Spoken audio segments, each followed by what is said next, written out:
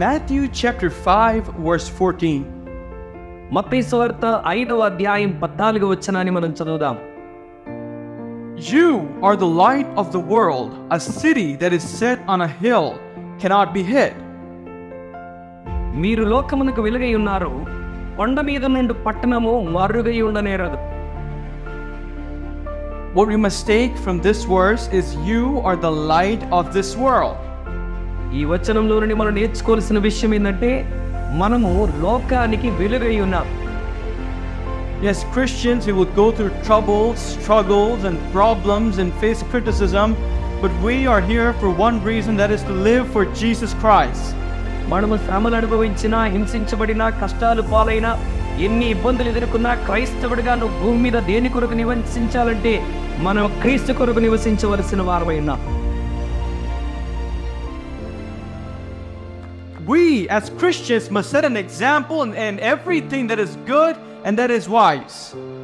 మరి మనం ప్రతి విషయంలోనూ, మంచి విషయంలో, తెలివిగల విషయంలో అన్నిట్లో మనము ఇతరులకు మాదిరిని కనబరిచేటువంటి వారిగా మనం ఉండాలి. We should be people who show the way for others who are lost in this world.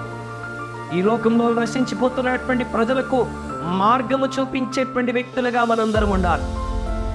A way to heaven, to eternal life, a way, a place where we can live with Jesus eternally. పరలోకానికి వెళ్ళేటువంటి మార్గాన్ని, లేక నిత్య జీవములకు వెళ్ళి నిత్యము ప్రభుతో గడిపేటువంటి ఆ స్థలానికి మార్గమును చూపించేటువంటి వారముగా మనం ఉండాలి. We must be the people who support others who think there is no way out of their problems or out of their challenges or out of their issues.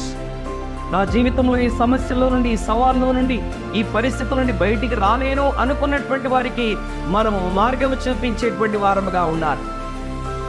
Go to them and say, there is a God who loves you. There is Jesus who will guide you.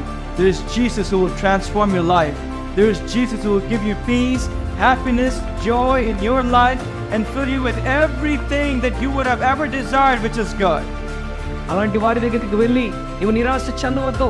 నీ పరిస్థితి నుండి విడిపించగలిగినటువంటి వాడు, నీ శ్రమ నుండి తప్పించగలిగినటువంటి వాడు, నీ కష్టాల నుండి విడిపించి నీ జీవితంలో సంతోషాన్ని, సమాధానాన్ని, ఆనందాన్ని ఇవ్వగలిగిన యేసుక్రీస్తు ప్రభువు ఉన్నాడు అన్న సత్యాన్ని ఆ ప్రజలకు మనం బోధించే వారికి సహాయం చేయాలి.